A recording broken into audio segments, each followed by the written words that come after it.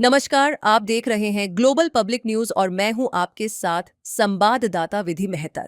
नवी मुंबई अंतर्राष्ट्रीय हवाई अड्डे के टर्मिनल 1 में एक ऐतिहासिक और भव्य दृश्य देखने को मिला, जहां छत्रपति शिवाजी महाराज की शानदार प्रतिमा का अनावरण किया गया। ये प्रतिमा महाराष्ट्र की गौरवशाली संस्कृति, वीरता और समृद्ध इतिहास का प्रतीक मानी जा रही है। इस अवसर पर राज्य के मुख्यमंत्री देवेंद्र फडणवीस सहित कई वरिष्ठ मंत्री और अधिकारी उपस्थित रहे।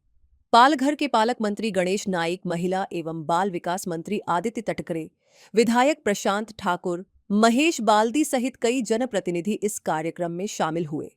ये प्रतिमा टर्मिनल 1 के मुख्य परिसर में अत्यंत आकर्षक और कलात्मक रूप से स्थापित की गई है, जो छत्रपति शिवाजी महाराज की शाही छवि, पराक्रम और नेतृत्व क्षमता को दर्शाती है। नवी मुंबई अंतर्राष्ट्रीय हवाई अड्डा अब देश विदेश से आने वाले यात्रियों के लिए एक नया आकर्षण बन गया है, जो महाराष्ट्र की सांस्कृतिक विरासत को विश्व स्तर पर प्रस्तुत करेगा। आप देख रहे थे ग्लोबल पब्लिक न्यूज, मैं हूं संवाददाता विधि मेहतर। सर्वप्रथम जगभरातील शिवभक्तांना शिवराज्याभिषेक सोहळ्याच्या मी खूप खूप शुभेच्छा देतो।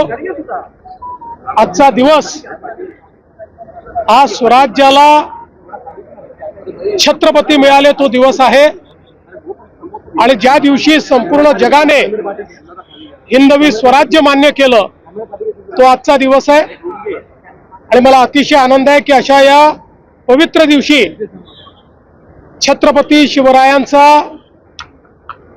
20 फुटी ब्रॉन्झचा पुतळा त्याचं अनावरण नवी मुंबईच्या विमानतळावर झालेलं आहे। मागच्या काळात ज्यावेळी या विमानतळाच्या पाहणीला आम्ही आलो होतो त्यावेळेस मी सूचना दिली होती की स्वराज्याची राजधानी रायगड त्या जिल्ह्यातलं हे विमानतळ, त्यामुळे या ठिकाणी महाराजांचा पुतळा असलाच पाहिजे। आणि मला अतिशय आनंद आहे की केवळ 8 महिन्यामध्ये हा भव्य अशा प्रकारचा पुतळा तयार झाला।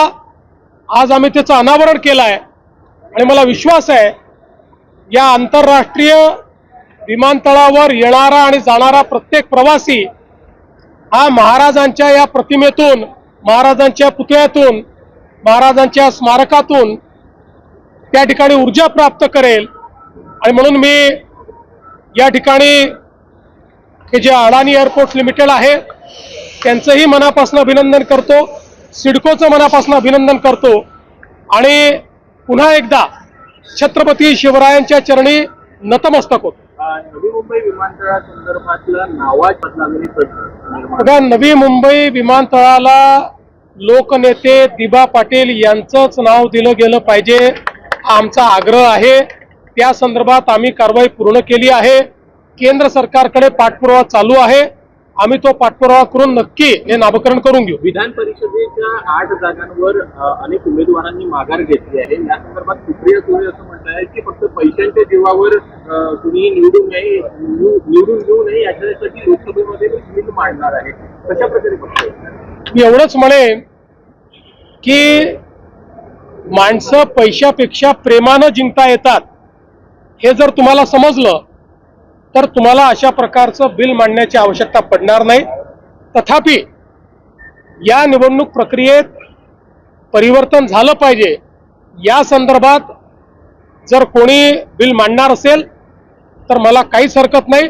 माझंही मत आहे की निवडणूक प्रक्रियेमध्ये परिवर्तन झालं पाहिजे। त्या संदर्भात देखील प्रश्न आहे की बाळमाने हे भाजपमध्ये येणार आहेत का? त्या संदर्भात आमचे अध्यक्ष रवींद्र चव्हाण साहेब हे निर्णय करतील। ते म्हणतात की तुमच्याशी बोलणं झालेलं होतं, म्हणतात की बघा, मी तुम्हाला सांगतो, भारतीय जनता पक्षामध्ये शेवटी अध्यक्षांचे निर्णय अंतिम असतात। बाळ माने आम्हाला परके नाहीत।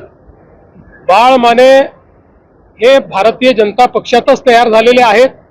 काही कारणाने ते पक्ष सोडून गेले, पण या संदर्भातला निर्णय मुख्यमंत्री करत नाहीत। या संदर्भातला निर्णय प्रदेशाध्यक्ष करतात।